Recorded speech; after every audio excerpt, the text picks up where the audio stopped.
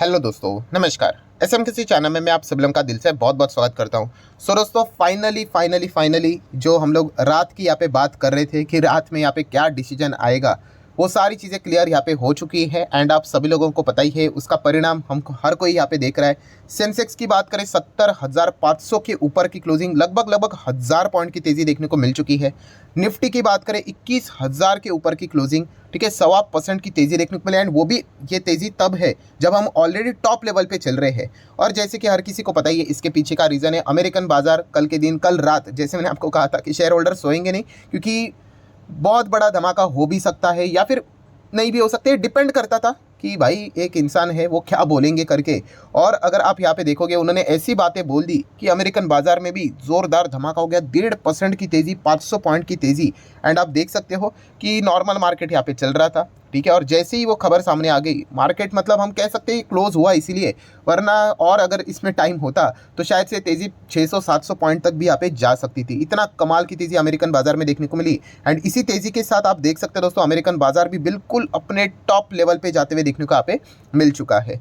सो दोस्तों, जैसे कि आपको बताइए कि इस तेज़ी का अगर हम लोगों को ट्रॉफी देना है, मैन ऑफ द मैच अगर किसी को देना है, तो वो एक ही इंसान है एंड वो है दोस्तों मिस्टर पॉवेल जी। यस, पॉवेल जी की अगर हम लोग बात करें दोस्तों, तो उन्होंने कल के दिन मतलब ऐसी बातें बोल दी, मतलब एटलीस्ट मैं अपने साइड से तो बोलना चाहूँगा कि कल्पना भी नहीं की थी मैंने कि मतलब इन शब्दों का इस्तेमाल वो करेंगे करके। यूजुअली हम सभी लोगों को आदत ही है कि हाँ भाई कुछ तो नेगेटिव ही बोल देंगे, ठीक है, बट कल के दिन की बात करें कि उनके मुंह से मतलब कुछ पॉजिटिव शब्द निकलते हुए देखने को मिले एंड कुछ पॉजिटिव इंडिकेशंस निकलते हुए देखने को मिले। एंड उसी का परिणाम है भाई, आप देख सकते हो कि अमेरिकन मार्केट कैसा दौड़ा। और अमेरिका बाजार इस प्रकार से अगर भागता है तो दुनिया भर के बाजार तो सेलिब्रेट करते ही है, ये तो आपने अभी भी यहाँ पे देख ही लिया है। सो अगर देखा गया दोस्तों तो पॉवेल जी ने ऐसा यहाँ पे क्या बोल दिया है, तो उसी को हम लोग अच्छी तरीके से कवर करने की कोशिश यहाँ पे करने वाले हैं। सबसे पहले तो आप सभी लोगों को पता ही है कि मैंने आप लोगों को बताया था कि कल के दिन जब भी एफओएमसी की बैठक होती है दो पार्ट में डिवाइडेड होती है, ठीक है। तो पार्ट 1 की अगर हम लोग बात करें, जो कि खास इतना कोई इंटरेस्टिंग था नहीं, हर किसी को पता ही है कि भाई इंटरेस्ट रेट से रिलेटेड ही फैसला होने वाला है। एंड वो फैसला क्या रहेगा, जो एक्सपेक्टेड था वही कि 5.5 का 5.5 ही रहेगा, मतलब नो रेट चेंज, कि कोई भी रेट में उन्होंने बदलाव यहाँ पे नहीं किया है। फोर्थ टाइम कंजिक्यूटिवली हम लोग को रेट में कोई भी बदलाव होते हुए देखने को यहाँ पे नहीं मिला है। सो ये तो हर किसी को पता ही था। असली जो मज़ा था हर किसी को पता है भाई, वो पार्ट 2 में ही हम लोग को मज़ा देखने को यहाँ पे मिलने वाला था। एंड पार्ट 2 में क्या था, तो पॉवेल जी की कॉमेंट्री, ठीक है। एंड जैसे मैंने आप लोगों को कहा भाई कि कमेंट्री में ऐसी बातें उन्होंने यहाँ पे सामने रख दी जो कि हम कल्पना भी नहीं कर सकते थे। तो ऐसा क्या है मतलब, तो दोस्तों आप यहाँ पे देख सकते हो कि फेडरल रिजर्व की अगर हम बात करें तो इतनी गजब की रैली इसीलिए देखने को मिले बिकॉज फेड ने कल, मतलब पॉवेल जी ने कल सिग्नल दे दिए कि भाई 2024 जो अभी आने वाला है उसमें आपको इंटरेस्ट रेट कट देखने को यहाँ पे मिल जाएंगे। यस, इसी से रिलेटेड सिग्नल दे दिया। एंड कितने का कट यहाँ पे हो सकता है अभी ये अनुमान रहता है, बट बताया जा रहा है 75 बेसिस पॉइंट का। यस, 75 बेसिस पॉइंट की अगर हम लोग यहाँ पे बात करें, मतलब 25 ऐसे 3 रेट कट 2024 में हम लोग को देखने को मिल सकते हैं। इसका इंडिकेशन उन्होंने यहाँ पे दे दिया है। एंड इसी चीज़ के चलते दोस्तों ये जो अनुमान मार्केट को यहाँ पे लग गया, उसी का जो परिणाम है वो हम लोग यहाँ पे देख रहे हैं कि मार्केट में क्या गजब की तेज़ी देखने को मिली है। कुछ और अच्छी बातें पॉवेल जी ने यहाँ पे बोली है जो कि आप देख सकते हो। पॉवेल जी सेड कि फर्दर रेट हाइक की बात करें होने के चांसेस ना के बराबर है। ऑब्वियसली देखिए ये सिचुएशन के हिसाब से होता है। अभी की सिचुएशन अगर ऐसी ही बनी रही तो जो जो पॉइंट्स उन्होंने कल के मीटिंग में यहाँ पे इनडायरेक्टली डायरेक्टली बोले थे वही होंगे। बट आपको पता ही है भाई मार्केट अनसर्टन होता है, होने के लिए कुछ भी हो सकता है। सो ये वाला पॉइंट भी पता होना चाहिए। बट अल्टीमेटली उन्होंने यही बोला है कि भाई रेट हाइक से रिलेटेड अभी चांसेस ना के बराबर है, आप ऐसे पकड़ कर यहाँ पे चल दो। मतलब जैसे कि मैंने आप लोगों को सिखाया कि क्या होता है, रेट हाइक होता है, फिर उसके बाद डायरेक्ट रेट कट नहीं होता है। रेट हाइक के बाद हाँ गाड़ी न्यूट्रल गियर में चली जाती है, कोई रेट में बदलाव होता नहीं है। ऐसा 4 बार हो चुका है, फिर उसके बाद रेट कट हो जाता है, ठीक है। एंड अभी हम कह सकते हैं 4 बार कोई भी रेट में बदलाव नहीं हुआ है। यही एक सबसे बड़ा इंडिकेशन होता है कि हम लोग रेट कट की ओर यहाँ पे बढ़ रहे हैं। हाँ, अभी वो मैटर ऑफ टाइम है कि कब होगा करके। एंड इसी से रिलेटेड हिंट कल के यहाँ पे स्पीच में हम लोग को देखने को मिली कि आने वाला जो साल है 2024 मार्केट के लिए कमाल का हो सकता है। 1 नहीं 2 नहीं 3 रेट कट हम लोग को आने वाले समय में देखने को यहाँ पे मिल सकते हैं। एंड उसी के साथ साथ अगर हम लोग बात करें दोस्तों, ये तो 2024 की बात हुई, 2025 का भी अभी अनुमान लगाना स्टार्ट कर दिए लोग। ये कुछ ज़्यादा ही हो जाता है बट फिर भी खुशी का ठिकाना नहीं होता है, तो लोग स्टार्ट यहाँ पे हो जाते हैं। तो 2025 तो और भी गोल्डन ईयर रहेगा। बोला जा रहा है कि भाई 2025 में तो और 4 रेट कट होंगे, ठीक है, अभी यहाँ पे बैठकर 2023 अभी तक खत्म नहीं है, 2025 की बातें करना, ठीक है, थोड़ा सेंसिबल बात तो होती नहीं, बट फिर भी चलता है यहाँ पे। अभी जैसे कि मैंने कल के ही दिन वीडियो में आपको बोला था कि 2023 में भी बोला जाता था कि साल खत्म होते होते एक रेट कट आएगा, आया क्या? नहीं आया। क्यों? मार्केट अनप्रेडिक्टेबल है, होने के लिए कुछ भी यहाँ पे हो सकता है, ठीक है, जियोपॉलिटिकली इतनी सारी चीज़ें चलती है, बट फिर भी फिलहाल के सिचुएशंस को देखकर फिर क्या किया जाता है कि क्या क्या पॉजिटिव चीज़ें हो जाती है या फिर हो सकती है, उसका अनुमान लगाया जाता है। तो 2024 में 3 एंड 25 में 4 रेट, मतलब आने वाले 2 साल में 7 रेट कट यहाँ पे एक्सपेक्ट किए जा रहे हैं फेड के ओर से। ये बातें फिलहाल तो बोली यहाँ पे जा रही है। अभी बहुत सारे लोग सोचेंगे अरे भाई इन्फ्लेशन की बातें जो चलती थी उसका क्या हो गया? इन्फ्लेशन का जो टारगेट इनका जो था भाई वो तो 2% का टारगेट था, उसका क्या हो गया? तो पॉवेल जी ने कल के दिन बोल दिया कि भाई 2% के टारगेट आएगा एंड उसके बाद हम लोग रेट कट करेंगे। काफ़ी लेट हो सकता है, इससे अच्छा यही है कि हम लोग को पहले से ही रेट कट करके यहाँ पे चलना पड़ेगा।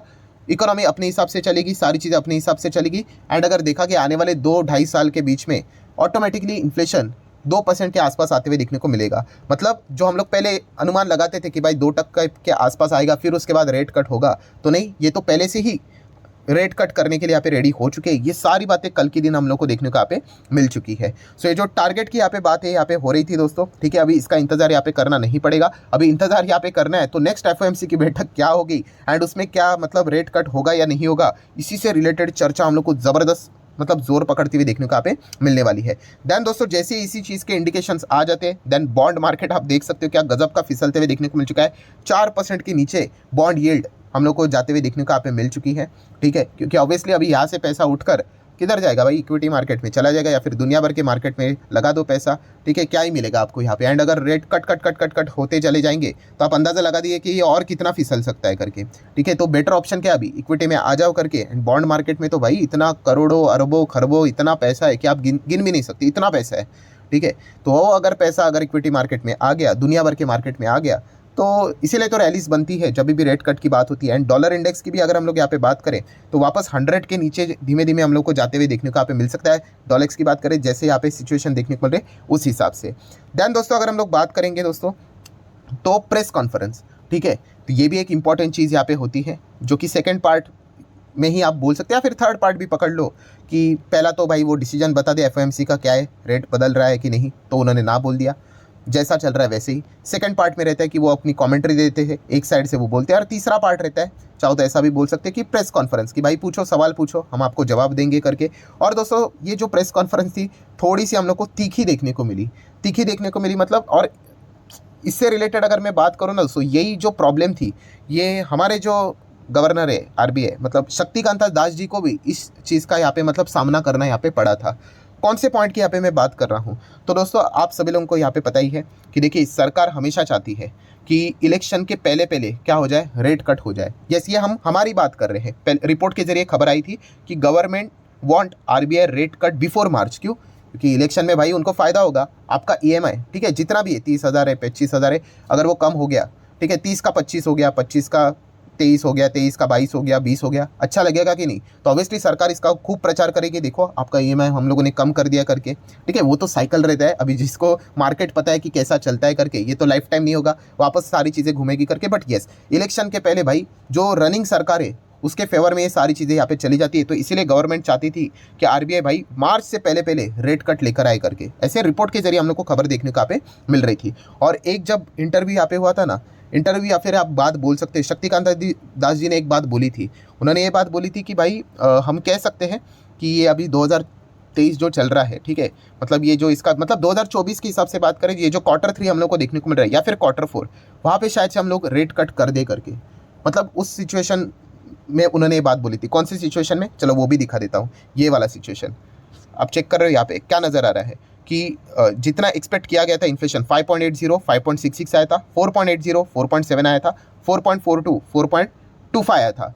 तीनों जो रेट्स यहाँ पे आए थे इन्फ्लेशन के अनुमान के हिसाब से काफ़ी नीचे आए थे एंड 4% के करीब चला गया था। ये मई की बात हम लोग कर रहे बारिश से पहले।